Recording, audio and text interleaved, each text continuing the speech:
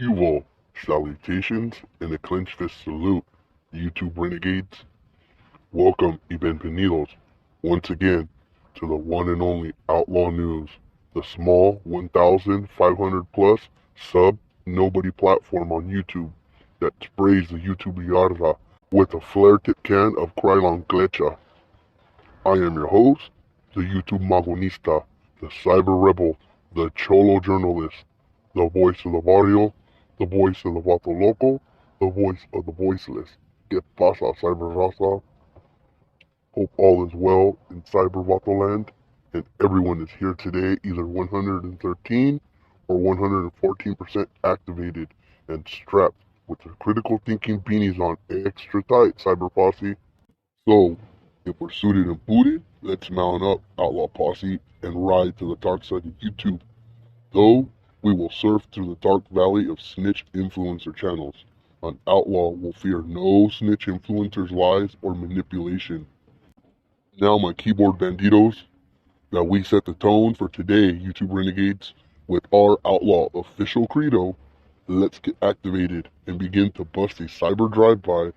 It's black gloves and ski mask fashion right now, Outlaw Renegades. And don't forget to wipe your keyboards or cell phones off with free fingerprints, YouTube Renegades. The topic of today's video, we, Outlaw Posse, will continue our unauthorized alternative profile on one fabricated godfather status, Joe Morgan. Today, we'll chop it up and learn about Joe Morgan's 1961 LA County jail escape. Morgan allegedly masterminded. Unlike Morgan's 1946 second-degree murder conviction for killing Jose Rojo, or his alleged 1955 West Covina bank robbery that Morgan never stood trial for, the LA County jail escape is actually an incident which Morgan was really involved in or never ratted anyone out for. Most of what is said about criminal gangster influencer Joe Morgan jail escape by snitch influencers, by the snitch influencer community, mainstream media, and the so-called gang experts is pretty accurate, Outlaw Renegades, if you read old newspaper articles and follow the court case. Morgan was subpoenaed as a witness in 1961 and transferred from prison to the LA County Jail, where the escape took place. Whether Morgan was actually the ringleader, who knows if that in fact is true. It is very much possible, though, Outlaw Renegades, since Morgan has a previous history of 3 previous escapes already from either incarceration or authorities. At the very least, Morgan must have been one of the major players who orchestrated the 1961 jail escape. The story goes, apparently, Morgan was transferred from Folsom State Prison to the Los Angeles County Jail to testify as a defense witness in the murder trial of his older homie, Ernie Lopez, from his old Maravilla neighborhood, the very same individual who, remember, Outlaw Renegades, years earlier in 1955, the two, Morgan and Lopez, were arrested and charges later dismissed for being suspected of robbing the West Covina Bank of California for allegedly $17,000. Even though, Outlaw Posse, the snitch influencer community have brainwashed us to believe that Morgan actually went to prison for robbing the West Covina Bank back in 1955. Allegedly, upon arriving to the LA County Jail, and while Morgan was still in his street clothes, I don't know why he would be in his street clothes, began to hatch a plan to escape. Morgan and allegedly 10 other inmates, also in the LA County Jail, would eventually bust out of their holding tank, leading to the county jail's largest known escape of prisoners. Apparently, they were able to access a vent or piping system and managed to use that to escape. Morgan, said to allegedly smuggled in tools hidden in his artificial leg to escape from the LA County Jail. Again, who knows, with the embellishment, fake news media and the snitch influencers exaggerating their prison fairy tales, who knows if that's even true. The outlaw would 100% use my prosthetic leg, though, for criminal activities if ever incarcerated. 3 days later, Outlaw Posse, Criminal gangster influencer Morgan would be recaptured without incident, ending his short taste of freedom and smelling the dirty, polluted Los Angeles air. When a police officer spots Morgan at a local grocery store in the Los Angeles area. But according to program serial killer Mundo, in an interview with a law enforcement YouTube channel, Journey to Justice, claims Morgan's leg was severely cut during the escape, which would lead to Morgan's leg amputated because of the gangrene infection. Just listen, Outlaw Posse. During an escape attempt, sometime in the 60s, he cut his leg and they patched him up, but gangrene set in. He lost his leg, and that's how he got the nickname Peg Leg, although... See, celebrity snitch influencers can never keep their story straight. Always tell one story in one interview, then will tell another version to another person interviewing them. It's actually quite comical. Next, what the outlaw is going to do is read an old February 1961 newspaper article on the recapture of Joe Morgan. Outlaw Posse, pay attention to the picture of Morgan with hair far different than the bald-head white boy cholo look he's popularly known by. Notice the article makes no reference to Morgan's leg being injured or amputated during this jail escape or recapture. After the old news article, the outlaw is going to follow it up, Outlaw Posse, with a brief segment from Alcatraz, Death Row, and Back, Memories of an East LA Outlaw. Again, a book authored by Ernie Lopez, the man who in the first place subpoenaed Joe Morgan, causing his transfer from Folsom to the LA County Jail, who was also on trial for murder in Los Angeles County in 1961. Remember, Outlaw Renegades, Ernie Lopez was also the same suspected individual and partner of Joe Morgan, who were both suspected of robbing the West Covina Bank in 1955 at $17,000, but charges would later be dismissed. You'll get a first-person account of the incident from someone directly connected to the incident and how this, Joe Morgan's LA County Jail escape back in 1961, was used against Ernie Lopez in his murder trial, which Ernie Lopez would eventually be convicted for murder and sentenced to death at San Quentin State Prison's gas chamber. Los Angeles Mirror, Tuesday, February 28, 1961, Los Angeles, California, page 1. Jail escape mastermind captured, killer caught in store here, 6 still at large. Convicted murderer Joe Morgan was captured without a struggle today in a West Side market. He was unarmed with the capture of the one-legged Morgan. 5 of the 11 prisoners who escaped from Count Jail Friday were back in custody. Morgan, 32-year-old Folsom inmate, was believed to be the ringleader in the record jailbreak. He has a record of 4 escapes. Culver City police officer Harry Lesser, who was on a special investigation, spotted Morgan shopping for groceries in the market at Pico and Robertson Boulevards. He phoned the sheriff's office while keeping an eye on Morgan. 4 deputies sped to the store and collared the escapee before he realized what was happening. Morgan, considered extremely dangerous, denied his identity. Later he lapsed into silence and refused to answer questions. 4th man to be caught was Mario Vanegas, 21, who was grabbed by the coattails Monday as he tried to jump out a ground-floor window. When detectives found him in a hotel room at 705 East 9th Street. The hunt for the remaining 6 escapees covers 11 western states and the Mexican border.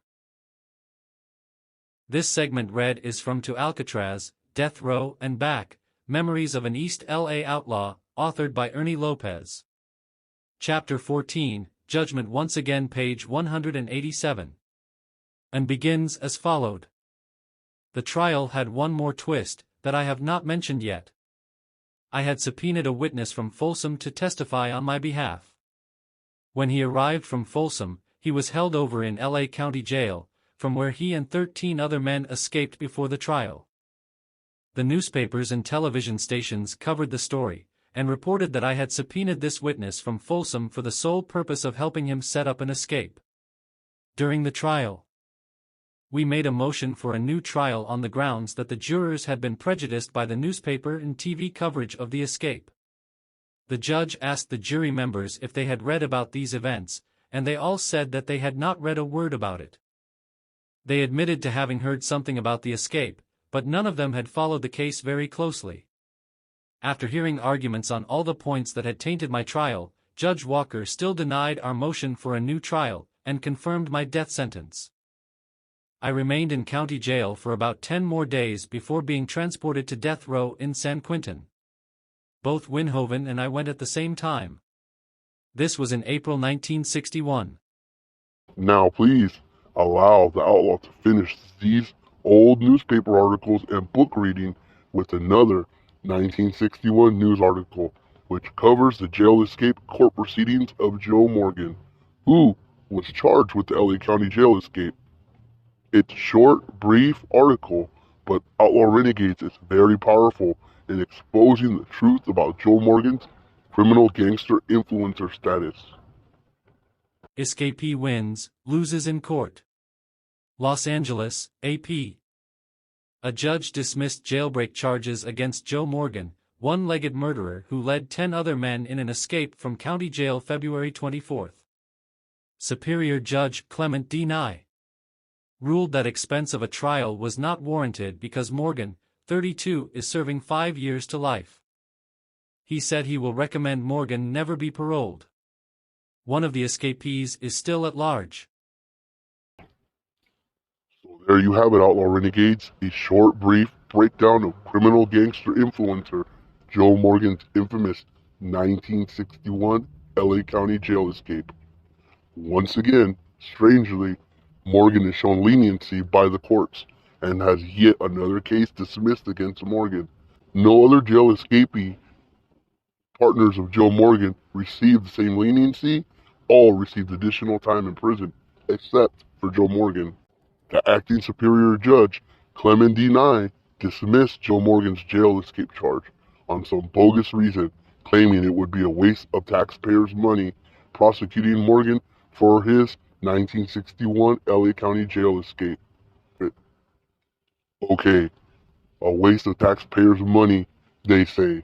On the other hand, the outlaw guessed it could be true, considering Morgan was already serving a life with the possibility of parole sentence for his original 1946 conviction for killing Jose Rojo.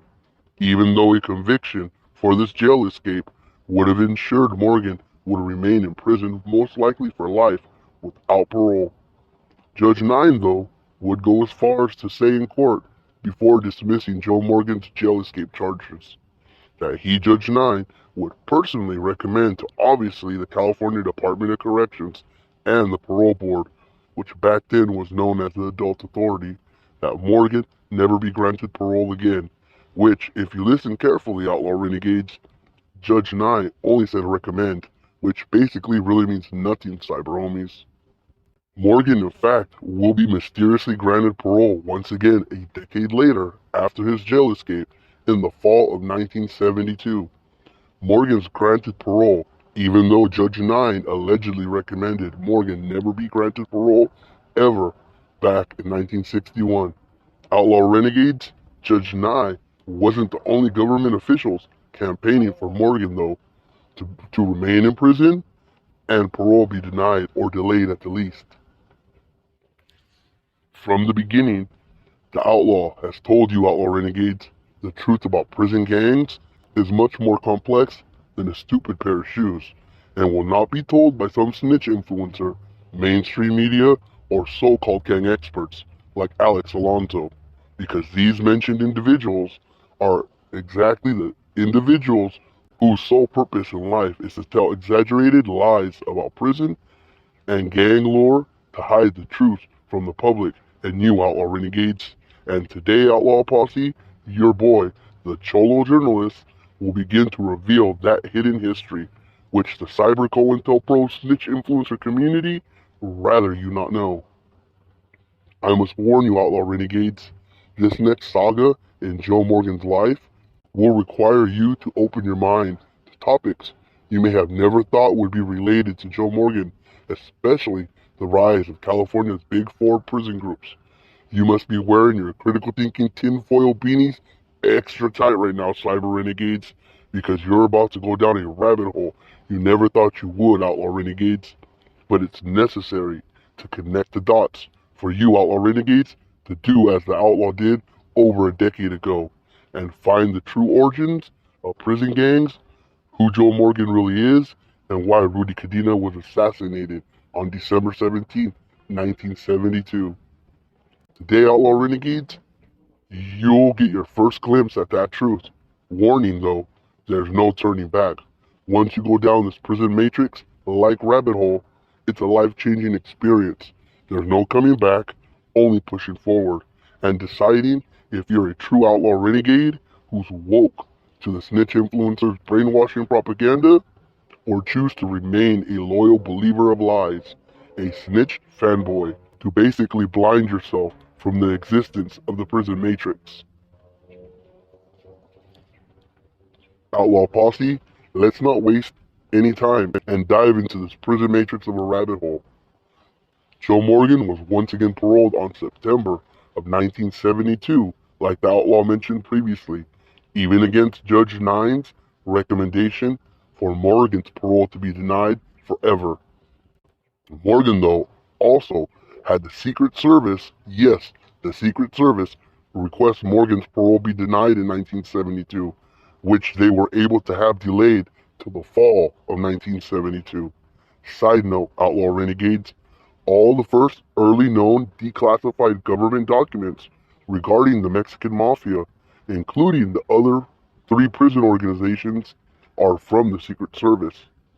According to a fellow prisoner friend of Morgan by the name of Ronald Wayne Beatty, who is a well-known prison snitch, who testified under oath in 1973 that one, Morgan showed him, Beatty, in the early part of 1972, while both were housed at Chino prison, a document that he, Morgan, was able to steal from Morgan's own central file. The document was a request, an official memo from the Secret Service requesting Morgan not be paroled till after 1972's presidential Republican convention that summer, which was scheduled to be held in sunny San Diego, California. The Secret Service apparently had credible intelligence from informants that iconic gangster influencer Joe Morgan was suspected to be involved in a plot with other high-level criminal gangster influencer snitches to attack the 1972 Republican convention in San Diego in an attempt to assassinate political figures, which could then be used to frame leftist activists for the attack, hoping to delay the presidential election that year and give a reason for the government to arrest leftist activists without due process rights. Okay, believe me, Outlaw Posse, the outlaw knows that sounds completely crazy and out of character from what we, the public, are used to hearing when it comes to prison gangs, especially someone like Joe Morgan. But this so-called plot Morgan was believed to be part of is something that really did occur and might have actually took place, if not for another high-level informant going public to expose his 1972 San Diego plot to bomb the Republican National Convention back in 1972. Side note, outlaw renegades, it is historically known that our very own government has used high-level gangsters previously to do covert black ops against other government political figures. Iconic Italian mobster Charlie Lucky Luciano, Vito Genovese, and Frank Fingers Coppola all worked for our government, killing communists, leftist reporters critical of government, or leftist union organizers. Chicago gangsters and Florida mob boss Santo Traficante were recruited to try to kill Cuban President Fidel Castro, and according to mob historians, Carlo Gambino was once allegedly offered a large sum of money and government protection for life to allegedly arrange the killing of Martin Luther King Jr. Plus, there's Grim Reaper Greg Scarpa, a longtime FBI informant, is suspected of being a ringleader in killing one of New York's alleged mob bosses, Joe Colombo, a gangster turned political activist like Rudy Cadena, and most recently, the assassination of Haiti's president, who our very own government is suspected of orchestrating, was killed by a suspected American-trained hit squad, which had a one-time high-level drug trafficker informant suspected of leading the hit squad. So it's very much possible that an individual such as Morgan, who's known to cooperate with government agencies, would be recruited to orchestrate or participate in such a plot, such as the San Diego's 1972 Republican Convention. Outlaw Renegades, in fact, the very first pages from the FBI's declassified Mexican Mafia files, which have been redacted, meaning withheld from public viewing, are the very same pages that contain the Secret Service memo requesting Morgan's parole to be denied. Your boy, the Cholo journalist, believes it's to hide Morgan's connection to the 1972 San Diego plot.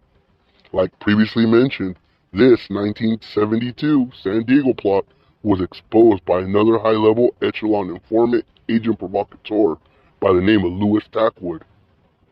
Louis Tackwood was a well-respected South Central Los Angeles warlord of the Huns street gang, a subset of the Slossons, who was recruited and groomed to be one of the state's and probably the country's biggest agent provocateurs in the early part of the 60s, prior to the 1965 Watts riots.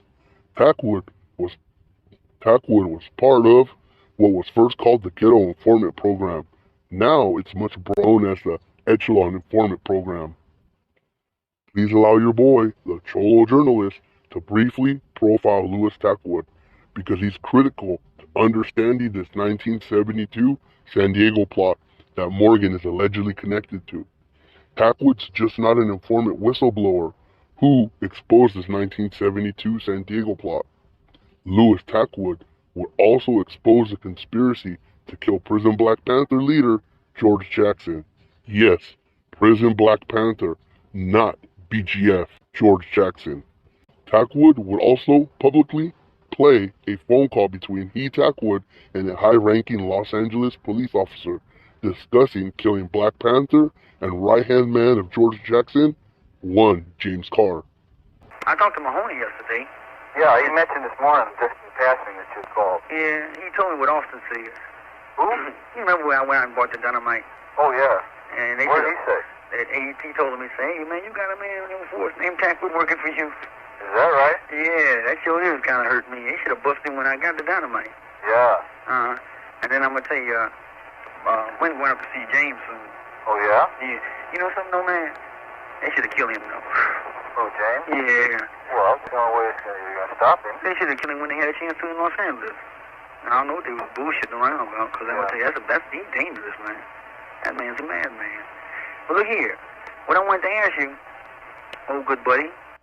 Louis Tackwood also is responsible for providing key testimony in the Angela Davis trial, which Angela Davis was George Jackson's lady, and the San Quentin 6 trial. Hey, when you give me another case to work on? Well, hey, you're out there, man. Give us one to work on. Well, you know, I'm going to tell you, hey, can I ask you one thing? Sure. And I got good reason to be kind of mad about not working right now. How bad did CI fuck over me on the Angela Davis thing up north? Twice, man, twice on the money. Is that right? I mean, the first time I went up there, you remember, to get down there, they fucked over me, right? Yeah. On the money. And now I come back down here, I cried to come back, remember? Yeah. And then I came back, and when Oh, yeah, well, that's the deal. You see, I don't like that shit. Because of what you were doing, I had to let those people upstairs know about it. I don't believe in bringing in another agency. Yeah. You know that. Fuck them. I don't talk to anybody else. Yeah, well, Louis Tackwood's testimony was key in helping the San Quentin 6 gain court acquittals. In the late 1970s, Tackwood would also testify in a lawsuit against the California Department of Corrections filed by the family of the prison guards that were killed back in August 21st, 1971, Black August, the day George Jackson was assassinated. The family claimed in their lawsuit the death of their loved ones was caused by a secret plot to encourage and influence George Jackson to try and escape from San Quentin so he could be killed before his next possible parole hearing. Louis Tackwood claimed he would often be sent all over California and the country to infiltrate Black Panther chapters, especially any group directly involved in support of any California prison activist, such as George Jackson. Tackwood would explain how he was routinely sent into California prisons to act as a prison snitch and intentionally instigate racial tensions among prisoners, or sent to the Los Angeles ghettos to help informants flood the streets with stolen guns or cheap drugs. Tackwood would publicly warn that in fact the government and local authorities infiltrating every racial group, grassroots movements, or organizations, both in free society and inside prisons, who claims were corroborated by another informant whistleblower named Frank Martinez later that year, who also went public shortly after Tackwood to expose how he, Martinez, was recruited by the ATF to infiltrate Southwest Chicano community organizations. I was beginning to be aware that our people were being railroaded, and another thing, I was being sold out. See, I had good intentions of working for the government. I had good intentions of working for the government, which I believed in it at one time. I truly believed in it. But when I began to see how corrupt the government system was creating against our people to destroy us, I didn't think they was right.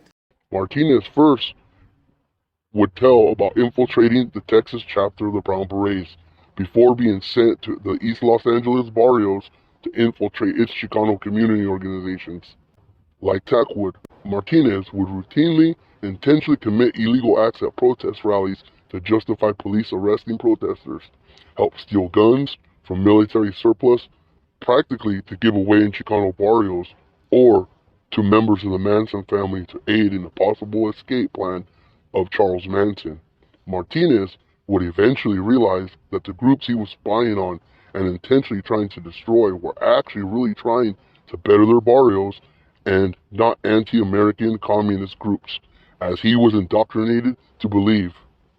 After being told by his informant handlers to introduce a shady undercover informant who was to set up influential leaders within the Boyle Heights Chicano community organization called Casa Carnalismo, plus flood the neighborhood with cheap heroin against the rule of no hard drugs in the neighborhood enforced by the local street gang OGs turned revolutionary at that time, such as from hoods as Maravilla, Hazard, and Cuatro Flats. Martinez had enough and held a public press conference like Tackwood did to expose what he had been doing for the past several years.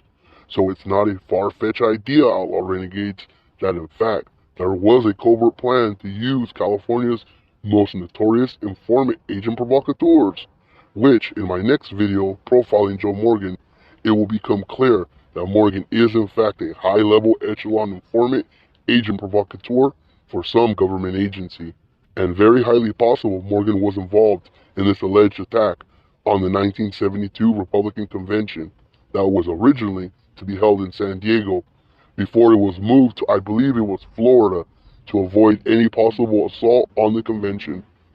Outlaw renegades, in order to keep this video short, because the outlaw could do an entire multi-part series on this 1972 San Diego plan and Louis Tackwood without ever mentioning Joe Morgan's connection.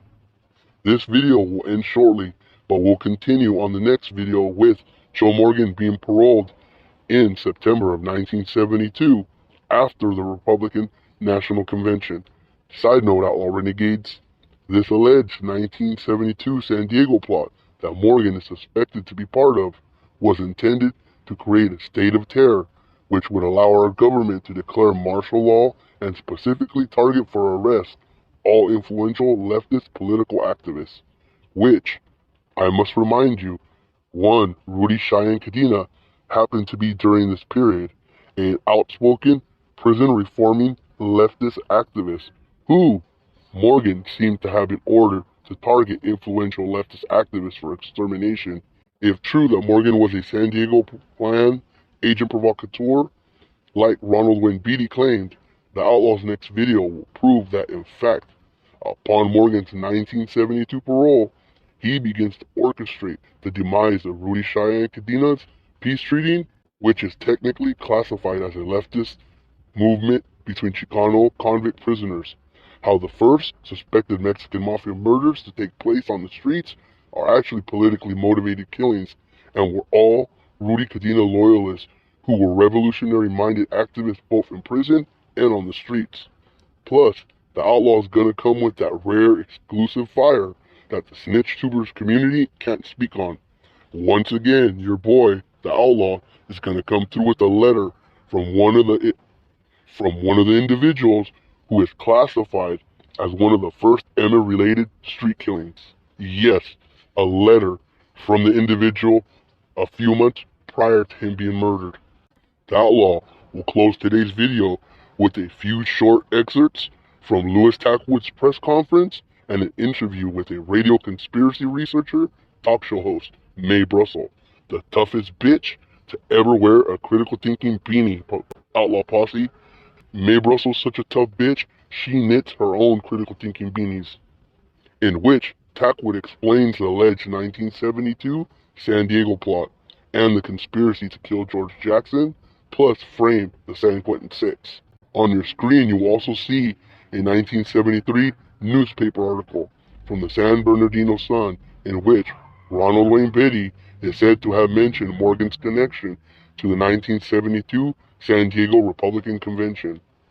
Plus, also, I believe it's the page 48 from part 2 of the FBI's declassified Mexican Mafia files, which has a brief segment that is mostly redacted outlaw renegades, but it's quite clear that in fact they are actually talking about one fabricated Godfather status, Joe Morgan. If you take a very close, careful look, outlaw posse, after the redacted info, it's followed by a mention of has provided information in the past. Also, the outlaw highly encourages you, outlaw renegades, to go onto the YouTube platform Untold Crime Stories. Look for a video titled Venceremos, Chicano Political Group. Watch it, pay close attention, outlaw posse, how there's no mention of Joe Morgan in this video. This platform, Untold Crime Stories, is run by Joe Morgan's parole officer, Brian Perry, when Morgan was paroled in September of 1972. Perry was aware of all Morgan's suspected criminal activities and arrests while on parole. Perry was in a position to violate Joe Morgan's parole anytime Perry wished to, yet does it.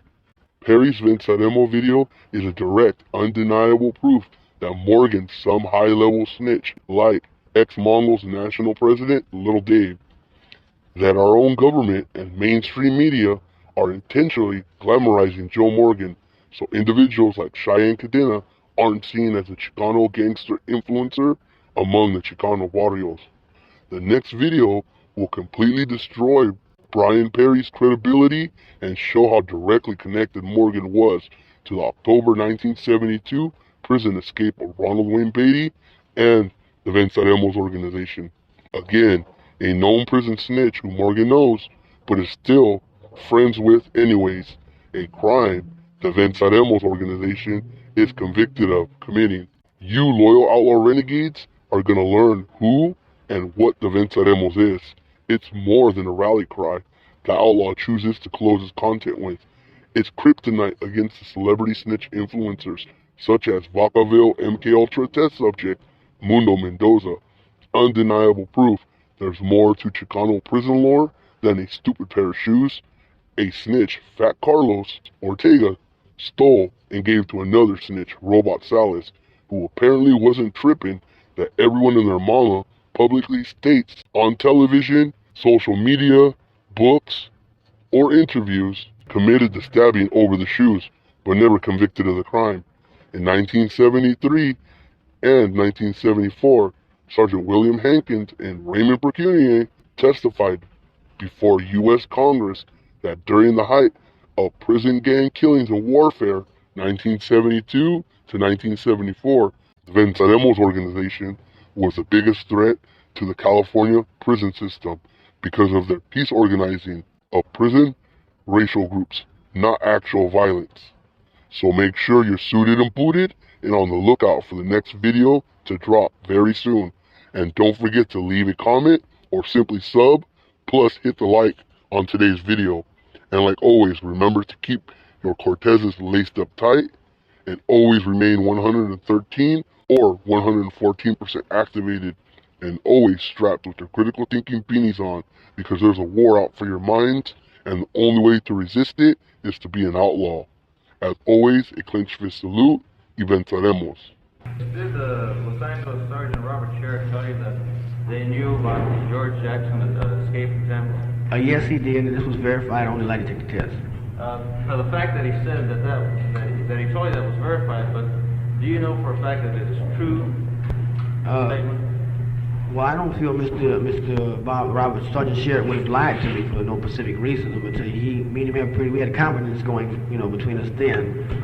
His precise statement was, yes, we believe we had information coming out of there for months. We broke the code, and we knew precisely what was going on. This was the day after George Jackson was dead. Did you ask them why they hadn't taken any steps to prevent it? I had gotten used to not asking why they, were involved in conspiracies. What about the 1972 National Republican Convention in San Diego and the conspiracy and the plot? I'm gonna tell you, this was, one of the main projects they had. This right now is under investigation. We have, other people investigating it, and when all the facts are brought out, then we'll bring the whole thing out into the open. I think Mr. Gucas did state that I heard someone supposedly kicking it around, you know what I mean? But anytime officers are kicking around even that type of idea, you know what I mean, it is dangerous. What I'm saying is, it is a fact, but the way it was presented in the press, they only were kicking it around like, hey, Mike was thinking about that. But like I said, anytime you got, prominent police officers kicking around, the killing of politicians, I'm gonna tell you, then they're going to be above and beyond their duties. Then are you charging that the police were plotting to disrupt the convention and Yes, I blame am. it on liberals? Yes, I am.